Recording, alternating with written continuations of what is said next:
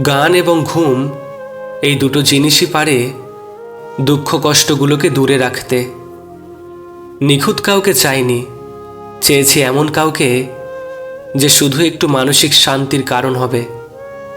কুকুর এমন একটা প্রাণী যাকে তুমি যত বেশি ভালোবাসা দেবে সে তোমাকে তার চেয়ে দ্বিগুণ ভালোবাসা ফেরত দেবে। আমি জীবনের বাস্তবতাকে প্রশ্ন করলাম, তুই এত কঠিন কেন? বাস্তবতা হেসে উত্তর দিল, এই দুনিয়া সহজ জিনিসের মূল্য দেয় না। আমি সম্মান করি তাদের যারা সব সময় সত্যি বলে, সেটা যতই খারাপ হোক না কেন। যে মেয়েগুলো তাদের মায়ের সাথে ফ্রেন্ডের মতো ফ্রি, তাদের মতো ভাগ্যবতী মেয়ে আর কেউ হতে পারে না। অনেক সম্পর্ক এই কারণেও শেষ হয়ে যায় যে একজন সত্যি বলতে পারে না, অন্যজন সত্যি বুঝতে পারে না। জীবনের সবচেয়ে বড় নাটক হচ্ছে হাসতে ইচ্ছে না করলেও হাসতে হয়, আর ভালো না থাকলেও ভালো আছি বলতে হয়।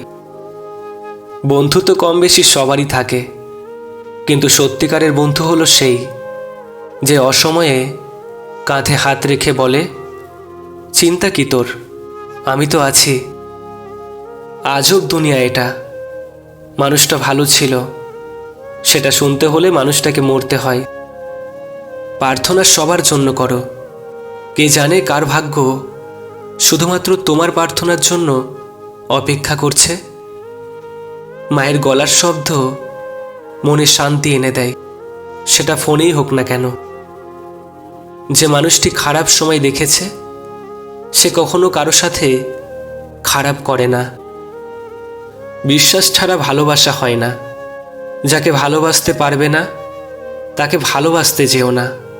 মনে রেখো, বাঁচার জন্য দরকার নিঃশ্বাস, আর ভালোবাসার জন্য দরকার বিশ্বাস।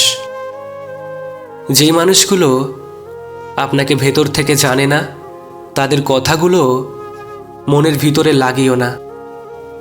কিছু মানুষের সাথে রক্তের সম্পর্ক থাকে না ঠিকই, কিন্তু তাদের সাথে থাকলে আপনজনের অনুভূতি আসে। একটা কথা মনে রেখো, অন্যের কথা শুনে আপন মানুষের সাথে ঝগড়া করো না। সবচেয়ে আপন হলো চোখের জল, অতি সুখেও পাশে থাকে, অতি কষ্টেও সাথে থাকে।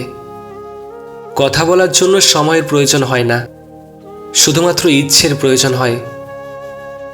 জীবনে হয়তো অনেক সময় অনেক আনন্দই আসবে, কিন্তু ক্লাসরুমে আর পড়ার ব্যাচে বন্ধুদের সাথে আড্ডা দেওয়ার সেই আনন্দ হয়তো আর কোনোদিন ফিরে আসবে না।